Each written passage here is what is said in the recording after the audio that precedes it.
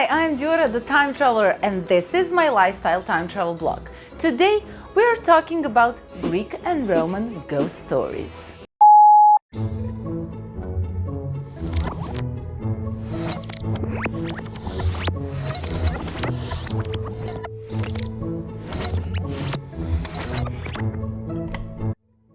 In our previous video about necromancy, you could have heard what happens when someone dies but is not really satisfied with that fact. So when someone has unfinished business in this world, or is murdered, killed, or is not buried properly, he or she can become restless in the afterlife. So then they will go haunting the living to fulfill that void, meaning to help them finish the business they've started, or to force them to bury them properly so that they can find peace, or just simple revenge.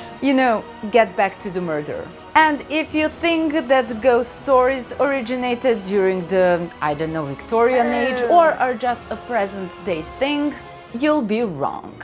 Because Greeks and Romans, especially Romans, had their own ghost stories about these unsatisfied ghosts.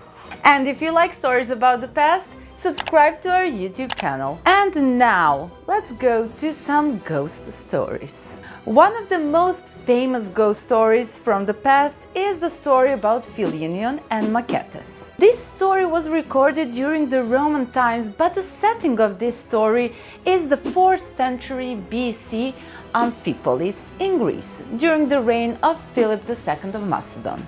The main character in this story is Philinnion, daughter of Demostratos and Charito from Amphipolis. She was a young woman married to Craterus, a general in Alexander's army. But sadly, she passed only 6 months after the wedding. And even though the parents were devastated by this loss, they had to move on. So they continued with their social life. And at one point they had a guest staying at their house, and that was Machates. And then strange things started happening. One night, Nanny was going down the corridor and she saw light coming from the guest room. She was curious, so she peeked inside and she saw something that she was not expecting. There was Philinnion, alive and well, in an intimate setting with Machates. So the nanny did what she had to do, and that was to inform her parents that their daughter is somehow alive and well and back home. Parents, especially mother, were confused and didn't know how to react, and they thought that nanny was actually going crazy. And the mother refused for hours to go and just see, to check for herself. And she was like, okay, I will confront her in the morning. I don't want to interrupt. I don't want to be rude. And in the morning, when the mother opened the doors of the guest room, her daughter was not there. But she decided to confront their guest. And he actually had no idea what was happening. So he admitted that for several nights he was seeing a woman, and that she told him that her name was Philinnion, but they had to keep it a secret because her parents were against this relationship. She acted completely normally. She ate, she drank, and she even gave some gifts to Machates. And then he showed those gifts, and the mother could not believe what she saw. She saw items that were buried together with her daughter. And then they decided that the mother would confront her the next night. And Machates was really curious. He wasn't convinced that it was really their dead daughter, but he thought that it was maybe some gravedigger who decided to play some twisted game, pretending to be the daughter of the people he was staying with. So the next night, Philinnion appeared as usually, bearing gifts. And in exchange for the gifts that Philinnion gave Mercantes, Mercantes also gave her some gifts. because he didn't want to be rude. He was a gentleman. And Mercantes played along. They were chatting, they were eating, they were doing everything as usual. But he sent servants to pass the information to her parents that she's here again. So her parents barged into the room and they were shocked with what they saw, because she was not like a ghost, like some translucent image. She looked completely real. But she was really mad that she was discovered, because that was the end of her game, actually. And to punish her parents, she decided to die for the second time. So she died immediately. So her body was just laying there in the guest room, and they didn't know what actually happened. So they decided to check on her tomb to see if there are two bodies, if this was an imposter, what was actually happening. And when they went to the tomb, they found other corpses, other skeletons, depending on the level of composition, that were located in the tomb in their usual places, with everything that was left in their tomb. But on the place where her body should have been, there was nothing, except those objects that Machates gave her. And the objects that she gave to Machates were missing. Soon all of the Amphipolis knew about this situation, and they gathered to discuss what they're going to do. What to do with a girl who is dead but not actually dead. Luckily, Helios, the seer, knew what to do. So he gave orders. Now you are going to take the body of this girl, you are going to take it outside of the city boundaries and burn it there, because if you bury her inside the city, she'll just rise again. And then you're going to perform a sacrifice to Hermes Chtonius and Eumenides. And then everybody that was involved in this story and in the disposal of her body should purify themselves and perform rituals to Chthonic gods, the gods of the underworld.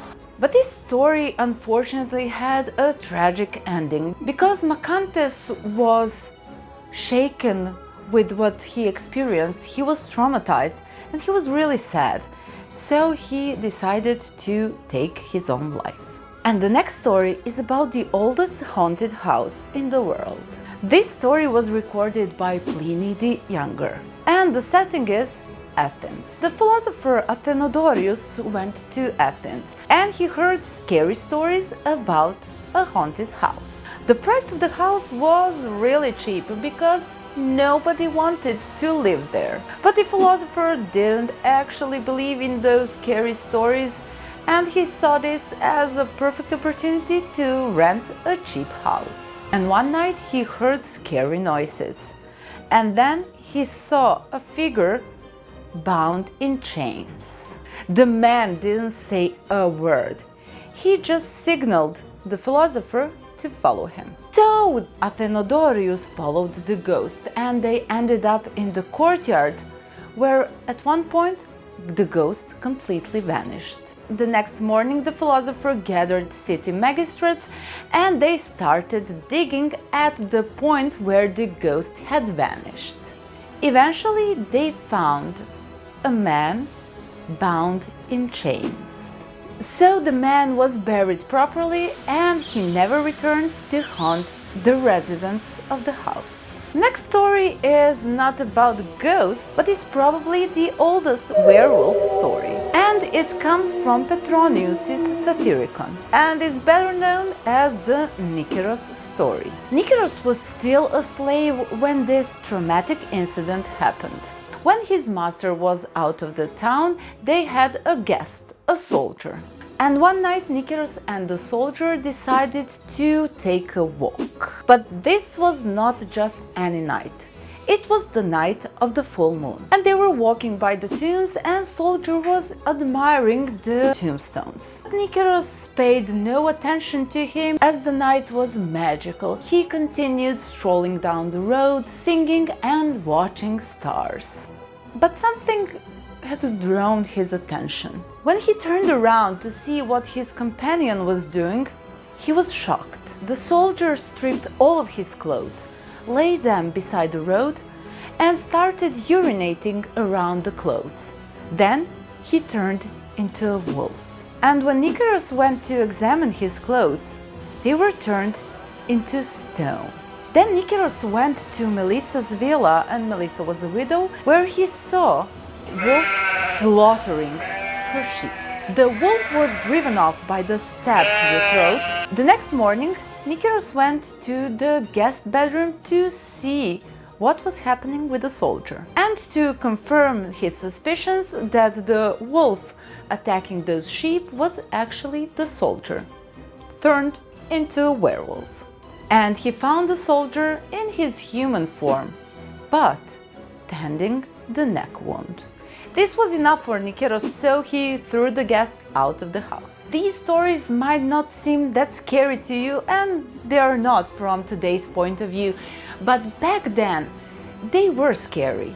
Not because of the narration and not because of the plot of the story, because that was completely aligned with their perception of the afterlife. And that if you do not bury someone correctly, or if you kill someone, or the person has not finished their business, you can suffer the consequences. So these stories were something that they might have expected from a ghost, and they were a cautionary tale. Thank you for watching this video, and I'll see you next time. Happy Halloween!